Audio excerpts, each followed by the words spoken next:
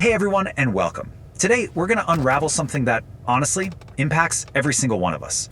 Where in the world do interest rates actually come from? It feels super complicated, right? But what if I told you it all boils down to one powerful, surprisingly simple idea? Let's get into it.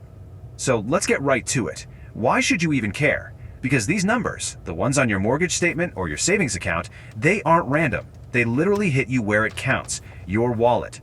They decide how much it costs to borrow for a house and how much you earn on your savings. So what's really driving these numbers up and down?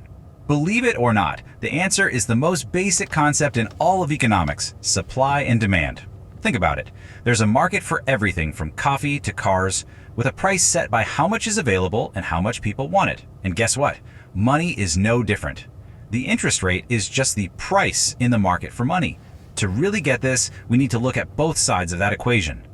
All right, so let's start with the first piece of the puzzle, demand.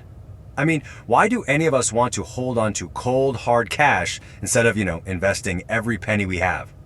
So, the legendary economist John Maynard Keynes had this idea he called liquidity preference theory. Now, that sounds super academic, I know, but the idea behind it is incredibly simple. We like money because it's liquid. That just means it's ready to be used right now for whatever we need. Groceries, rent, a sudden emergency. It's cash on hand, ready to go. Total convenience. Okay, but here's the catch. There's always a catch, right? By keeping your money perfectly liquid as cash or in a checking account, you are actively giving something up. So what's the trade-off? And that something has a name: opportunity cost. It's all the income you could have earned if you'd put that money somewhere else, like in a bond that pays interest. That interest you're missing out on, that's the price you pay for the convenience of cash. And this right here, this lays out the core choice perfectly. On one hand, you've got cash. It's ready to spend, but it earns you a big fat zero. On the other hand, you've got something like a bond. It earns you income, which is great, but you can't use it to buy a cup of coffee. You have to sell it first. This is the decision every single one of your dollars faces. Okay, so here's where it all clicks together. When interest rates out there are high, the opportunity cost of holding cash is also really high. You're leaving serious money on the table. So naturally, people want to hold less cash and put more of it to work earning interest. And when rates are low, the cost of holding cash is tiny, so we're all more willing to keep more of it on hand. All right, so that's the demand side of the coin. Now let's flip it over and talk about supply. Who decides how much money is actually floating around in the economy?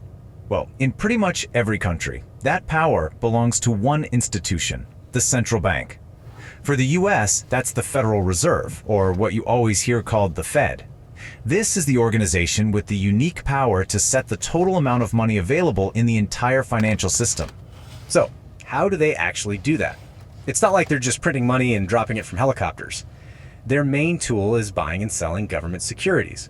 When the Fed buys these securities from banks, it's basically injecting new money into the system, which increases the supply.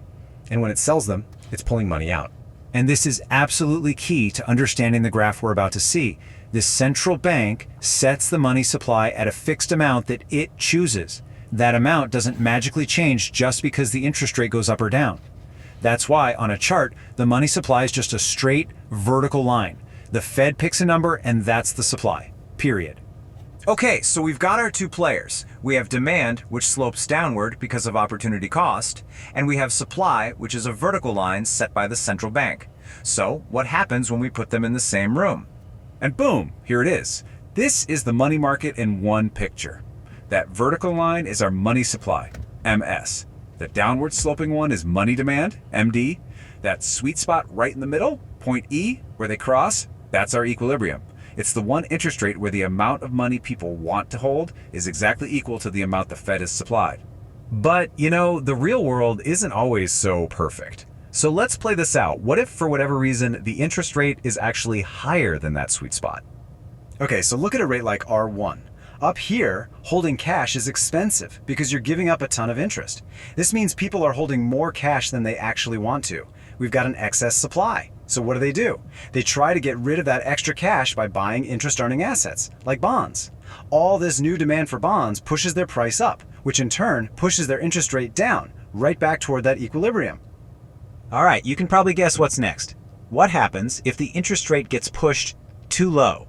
Down here at a rate like R2, holding cash is super cheap. you're not missing out on much. So naturally, everyone wants more of it than is actually available. That creates an excess demand.